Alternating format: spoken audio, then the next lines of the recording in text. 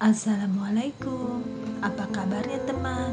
Semoga kita selalu dalam lindungan Allah Subhanahu wa Ta'ala. Kami dari kelompok 5 ingin sharing pengetahuan tentang mekanisme pasar dalam Islam. Teman-teman, seperti yang kita semua ketahui, pengertian pasar yaitu tempat bertemunya antara penjual dan pembeli untuk melakukan transaksi jual beli. Selain itu, pasar disebut juga manifestasi transaksi jual beli. Islam memperbolehkan kita melakukan jual beli sebagaimana diterangkan dalam Al-Quran surat Al-Baqarah ayat 275.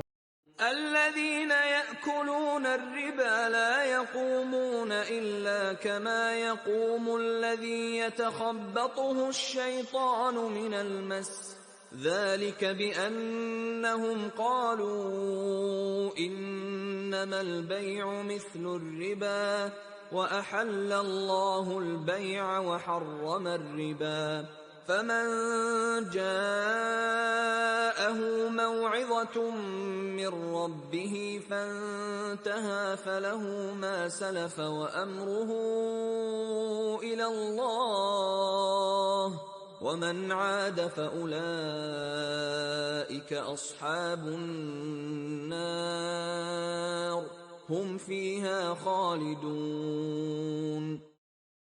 Yang artinya, orang-orang yang memakan riba tidak dapat berdiri melainkan seperti berdirinya orang yang kemasukan setan karena gila.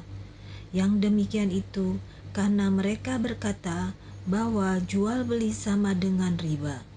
Padahal Allah telah menghalalkan jual beli dan mengharamkan riba. Barang siapa mendapat peringatan dari Tuhannya lalu dia berhenti, maka apa yang telah diperolehnya dahulu menjadi miliknya dan urusannya terserah kepada Allah.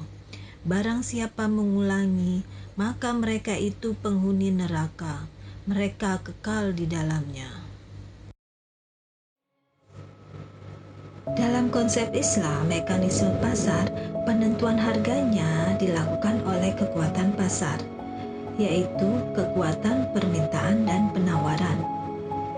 Penentuan permintaan dan penawaran haruslah terjadi secara sukarela. Tidak ada pihak yang merasa terpaksa untuk melakukan transaksi tersebut. Mekanisme pasar dalam Islam yang paling prinsip adalah harga ditentukan oleh keseimbangan permintaan dan penawaran, serta keadilan ekonomi dengan mempertimbangkan kepentingan para pihak yang terlibat di pasar. Jadi, mekanisme dibangun atas dasar kebebasan. Kebebasan itu diikat dengan aturan-aturan yang tidak merugikan pihak lain dalam bertransaksi. Dalam rangka melindungi hak pembeli dan penjual, Islam membolehkan pemerintah melakukan intervensi harga. Ada beberapa faktor yang membolehkan intervensi harga. 1. Intervensi harga menyangkut kepentingan masyarakat, yaitu melindungi penjual dalam hal profit margin dan pembeli dalam hal purchasing power. Jika harga ditetapkan ketika menjual dengan harga yang tinggi yang dapat merugikan pembeli. Kedua, intervensi harga mencegah terjadinya ikhtiar penimbungan. Yang ketiga, intervensi harga melindungi kepentingan masyarakat yang lebih luas. Karena pembeli biasanya mewakili masyarakat yang lebih luas, sedangkan penjual mewakili masyarakat yang lebih sedikit.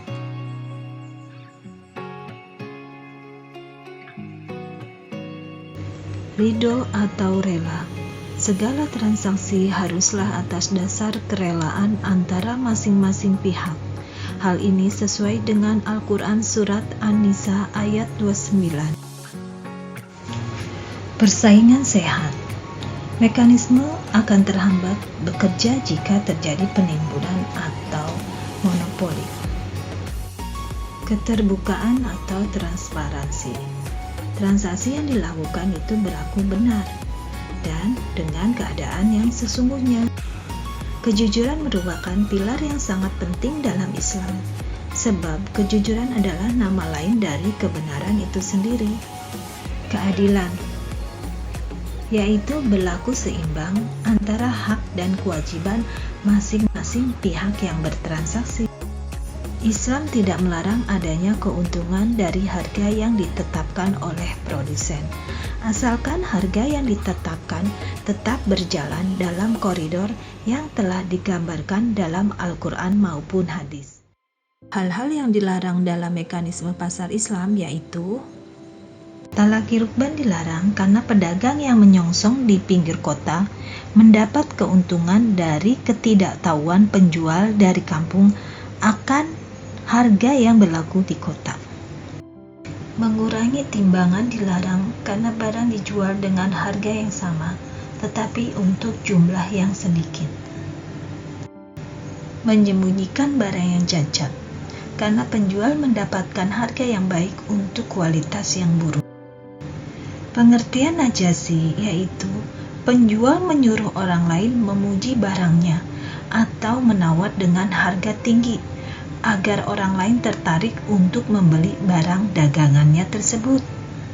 Ihtikar. Ihtikar yaitu mengambil keuntungan di atas keuntungan normal dengan menjual lebih sedikit barang untuk harga yang lebih tinggi. Gaban faisi. Gaban faisi yaitu transaksi jual beli yang dilakukan di atas harga yang sebenarnya. Ciri-ciri mekanisme pasar Islam antara lain adalah 1. Orang bebas keluar masuk pasar. Siapapun bisa bertransaksi antara penjual dan pembeli. Kedua, ada informasi yang cukup tentang informasi mekanisme pasar. Dalam hal ini, informasi tentang kekuatan pasar dan barang dagangan. Yang ketiga, tidak monopoli. Yang keempat, harga ditentukan oleh kekuatan penjual dan pembeli. Dalam hal ini, tentunya ditentukan oleh permintaan dan penawaran. 5. Praktek kecurangan dalam transaksi dilarang. 6. Adanya homogenitas dan standarisasi produk. Homogenitas ialah persamaan harga dalam batas yang wajar, sedangkan standarisasi produk ialah penentuan batas-batas dasar dalam bentuk spesifikasi barang-barang hasil dari manufaktur. Standarisasi produk tersebut meliputi 4 hal: ukuran jumlah, ukuran kapasitas, ukuran fisik, dan ukuran kekuatan. Sebagai penutup, mekanisme pasar Islami merupakan mekanisme yang bersumber dari Nabi Muhammad SAW. Setiap transaksinya tentunya selalu didasarkan pada moral dan akhlak, sehingga dalam melakukan kegiatan ekonomi tidak ada pihak yang dirugikan. Pasar berdiri di atas prinsip persaingan bebas, namun demikian kebebasan yang dibungkus oleh syariah. Pasar ditentukan oleh penjual dan pembeli. Jika terjadi ketidakadilan, pemerintah akan ikut campur tangan dengan tujuan mengurangi akibat buruk yang ditimbulkan oleh mekanisme pasar bebas, menyediakan kebutuhan yang cukup untuk masyarakat sehingga mudah untuk mendapatkannya, menjamin adanya keadilan dalam masyarakat, dan untuk terakhir, memastikan ekonomi dilakukan dengan efisien. Demikian sharing kami dari kelompok 5.